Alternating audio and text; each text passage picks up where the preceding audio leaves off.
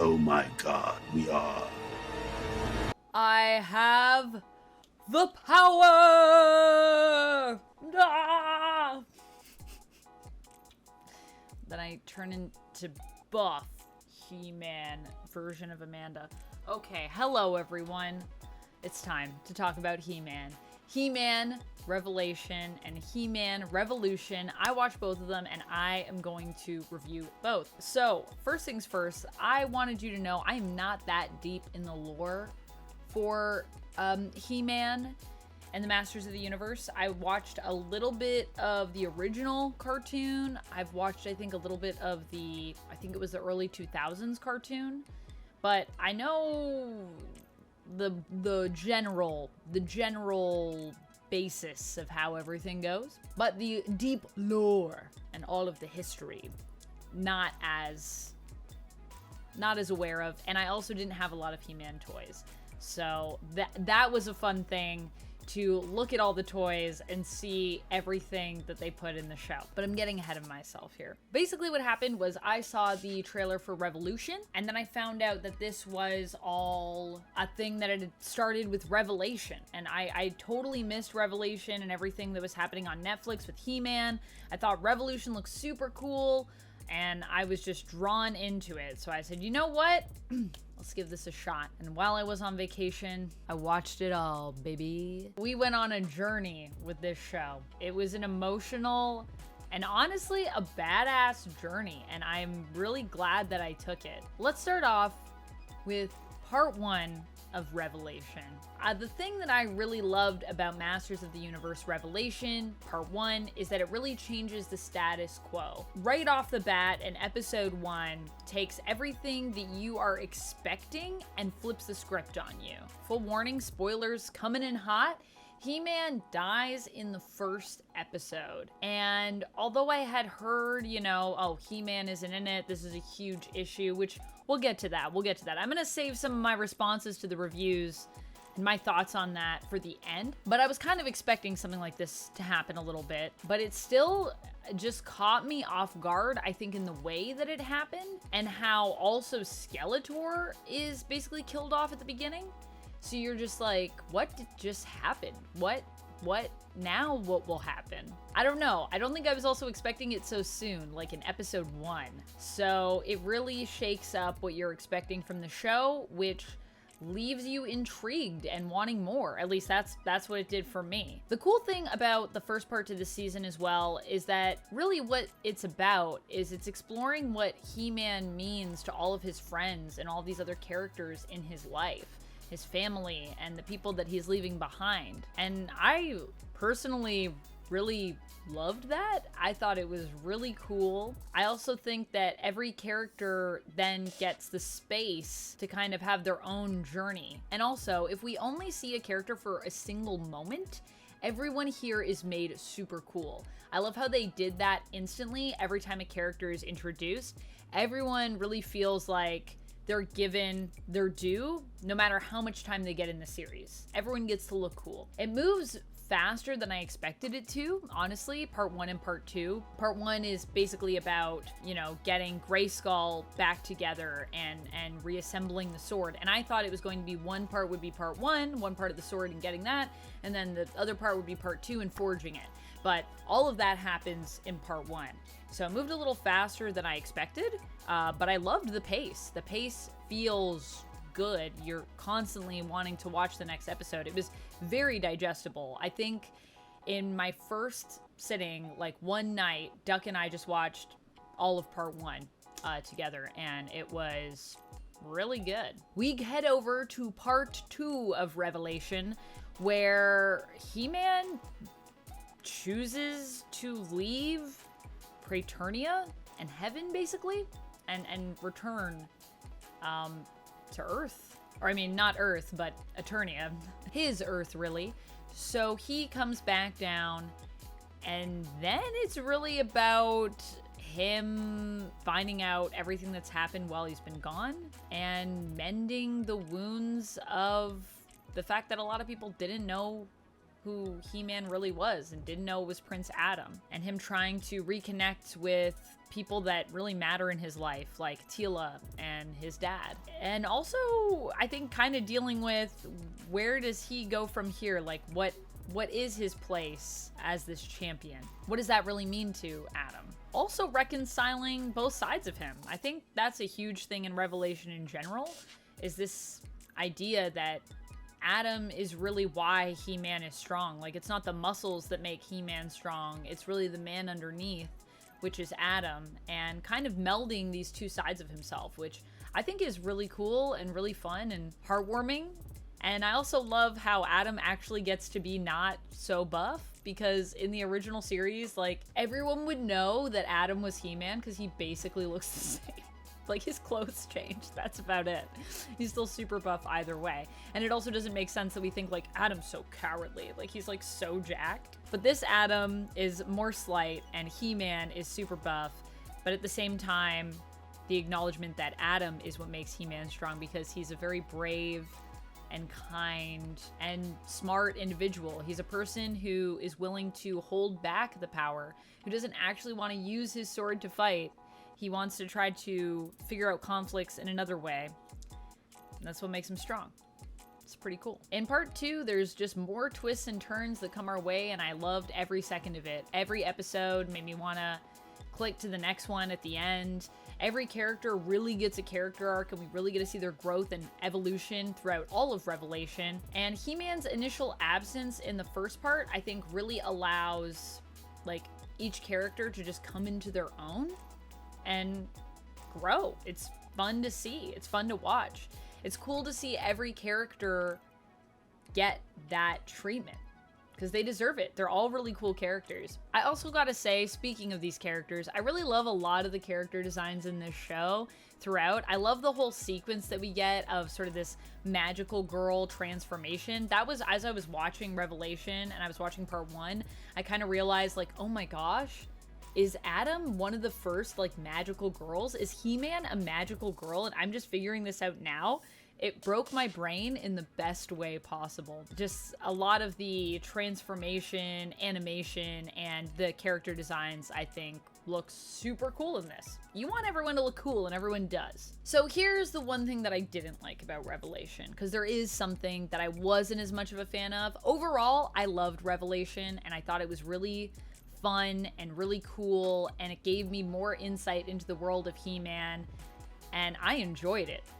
However, at the end of part 2, because part 1 was just about, like, getting the sword together and He-Man coming back, part 2, we obviously need an antagonist. And so the antagonist initially is Skeletor, but then once again they flip the script on us, and Evil Lynn becomes the antagonist, and she rises up and sort of takes the power of Grayskull and is both the sorceress and the champion, and she's so beefy. I love her design, but I wasn't as big of a fan as the resolution of that conflict, or even really Evil Lynn's motivation.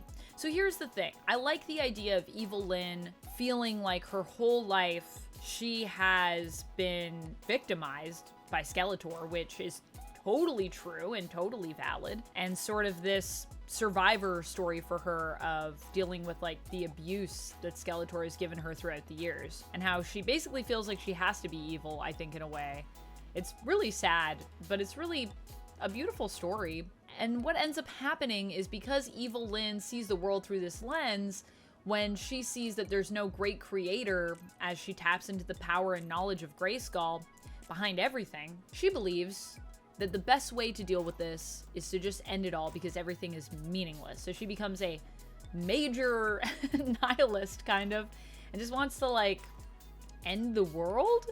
And she thinks that's better for everyone, because she sees the world as chaos. I just feel like there's some steps we skipped in between these things. I think you could get to that, but it just didn't have enough time in the season for it to make it seem reasonable to me. It felt like a really big jump for her character. And then the resolution just ended up being kind of a talk it out resolution, which I also think is fine. But once again, it kind of felt rushed through. And because Evil Lynn's motivations don't even really feel like they make so much sense, it fell flat for me. a little bit. However, I do love the design of Evil Lynn as this like big bad, and I do think that she deserved to have that status in the season. I just wish we had a little bit more time to flesh it out. I think maybe like a couple more episodes would have been helpful. I think throughout both seasons, Evil Lynn is voiced by Lena Headey, and I gotta say, Evil Lynn is my favorite part of the show. It's my favorite voice, and I really feel like Lena does an amazing job in this show. So kudos to her. All of the voice acting is pretty good. Although I'm going to be honest, I wasn't as big of a fan in Revelation of Sarah Michelle Gellar. I actually kind of like that they changed that in season 2, and I don't really know why. I tried to look into why Sarah Michelle Gellar left, and there's really no information on it. She just, I guess, left, or they decided to go in a different direction. I'm assuming it was amicable, and it probably had to do more with just her schedule, because I know she's busy doing other shows and stuff like that. And I love Sarah Michelle Gellar, but I actually feel like Melissa Benoist, who takes over for Sarah Michelle Gellar, does a better job as Tila. Or for me, the voice just fit a little bit better. Which brings us over to Revolution, which Revolution is only one part. It's just part 1, Revolution. I think it's only 5 episodes. I watched all of it, but it starts off pretty promising. I liked the idea of Keldor coming in, and then the reveal that Keldor was actually Skeletor, and Skeletor was trying to like play a trick, and almost that they came up with this character of Keldor, but then it turns out that Skeletor is Keldor, which I did know, because the one thing I'll say about Revelation as well is it made me want to look so much into He-Man lore. I did so much research following Revelation. I looked so deep into stuff. I looked up so many toys, because like everything is a reference in Revelation. And this also carries on to Revolution, which is something else that I loved. This is a show that you can tell the people that are making it really love He-Man. Almost everything is an Easter egg or a reference to a toy. They reference back to the classic series. They even reference to the current series that's also ongoing on Netflix that's not connected, but that is the kids show version of He-Man, whereas this is more of like an adult animated series, I'd say. It was really cool. So I loved that, you know, that connection between Keldor and Skeletor, which I looked up also every Skeletor origin story I could. I just find Skeletor so interesting. He's got such a weird design with his little claw feet. I had to know, why does he have claw feet? And some answers were better than others for his origin stories. But I do like the one where he is Keldor. I actually thought that was really cool. That was one of my favorite ones. So to see them bring that into the show was amazing. And then of course Skeletor realizes that he was actually Keldor, but that basically this was locked away in his mind and kind of kept from him. We also get my man voicing Keldor, Captain James T. Kirk himself. That's right. We get William Shatner voicing Keldor, and it is fantastic. So all of that part was good. And then it starts to get a little weird for me. I like the idea of Motherboard. I like the idea of this, you know, Skeletech. I like all of that. I like the Keldor thing. But I just think these should have been split into 2 parts. Like, I would basically have everything with Skeletech and Keldor kind of working together. In part 1, or almost the reveal of, you know, Keldor being Skeletor, Skeletech, maybe is the end of part 1, or you end it with, you know, the whole Skeletech taking out Motherboard. I feel like Motherboard actually got done dirty. I think she was a fantastic villain, and I do not like that she basically gets taken out sort of off screen. It just felt really rude and insulting to her, and I felt like she should have gotten more of a moment, and I wanted to see that fight. I just think this season does a little bit too much. So we have Motherboard, we have the Keldor reveal, Skeletor, Skeletech realizing who he really is, and then also on top of that, we have, you know, the Horde and Hordak also coming in. It's just a lot. And on top of all of this, at the beginning of this series, Adam's dad dies, and so he inherits the throne of Eternia. And we also have to deal with sort of Adam wrestling with his legacy, because his dad basically says, you know, I wouldn't advise that you be the champion and the ruler. I just think those things should be separate. So then he has to decide, am I the champion? Am I the ruler? Like, I don't know. Who am I? And what's my legacy? What do I want to carry forward? I think that could have also been a whole part. Really, I think this thing could have been at least 2 or 3 parts. it just needs more episodes to me because there's so much in here to explore. We also get the rebirth of Preternia. That's a whole thing that happens. And everything just kind of gets muddled because of that. It's like we have to bring back Praeternia for the king's soul. And then also in getting the sword, then we need to bring back Praeternia because now we're going to combine all these artifacts into one sword. To do that, we can use that to fight Skeletek, who has taken out Motherboard and then takes out Hordak, and now he's this big power. It's just a lot of a lot. And I wish it was a little cleaner because I feel like Revelation is very cut up really nicely and has a great flow, and this is everything happening at once. Still, like I said, it does have a lot of amazing stuff. You can tell there's a ton of love for He-Man in the show, and I did enjoy it. It just felt like less of a revolution and more of us also falling into a bit of a status quo of now there's the bad guy and we have to fight the bad guy. And although people are evolving as characters, not as much as we saw in Revelation, and I don't think people have enough time for us to really explore their growth. It just could have done better, I think, with a bit more time.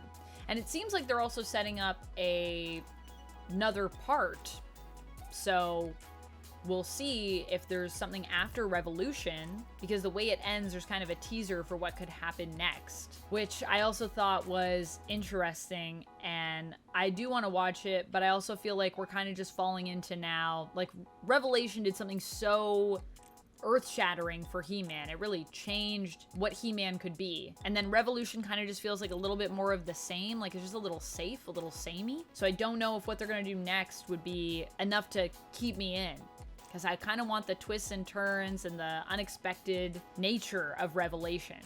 And I don't even know if you can create that again, to be honest with you. I'm not sure. So let's talk about some of the opinions that people had, the reviews, and my reaction to those. So some of the things that people talked about here is they said, He-Man, isn't in it, and that frustrated them. I gotta say, I don't know if these people actually watched beyond episode 1 of Revelation, because He-Man is in every episode.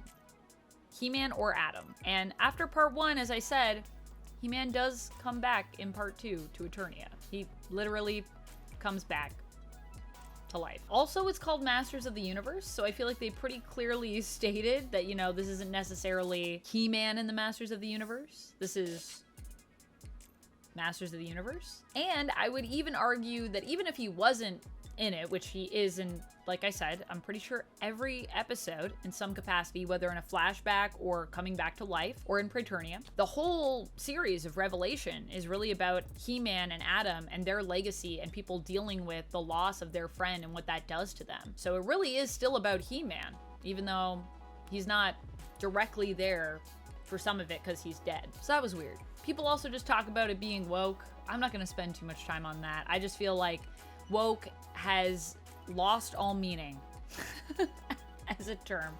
And if people think it's woke because it's about Teela and she is the main character of Revelation, I don't know what to tell you. I don't know what to tell you, friends. I guess Teela is a lady and she is a buff lady.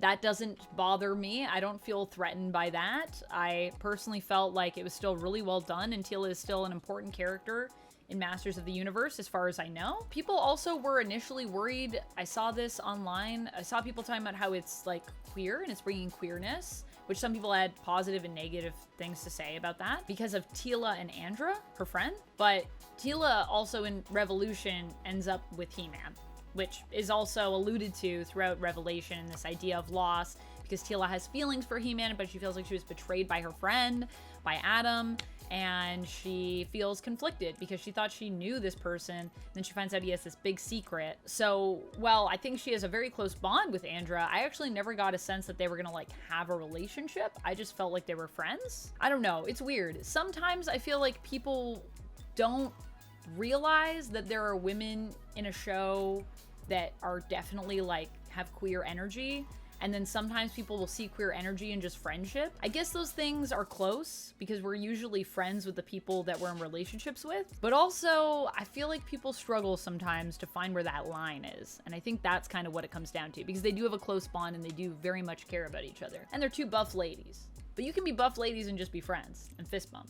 Or you can be buff ladies and you can be in love. Either one is fine. But I definitely didn't get that energy from them, so it was a little weird reading that. When I found out after, like, oh, that's why people were saying that. Because I watched Revelation, and I was like, I feel like there was nothing queer in this. I mean, you know, He-Man has always been kind of queer as well. Let's just acknowledge that. He-Man is basically a queer idol, you know? He's iconic in that regard. He's a big, muscly guy. You could grease him up. He wears little, he wears like a little metal strappy thing and a loincloth. You know what I mean? Anyways, those are my thoughts on it. Those are my thoughts on some of the things that people were saying. I personally enjoyed it, and I didn't really see anything wrong with it, other than the hands. Oh, the animation of the hands. The shadowing was just weird. Every time they had a close-up of a hand and it was moving, I was like, oh, I don't like that.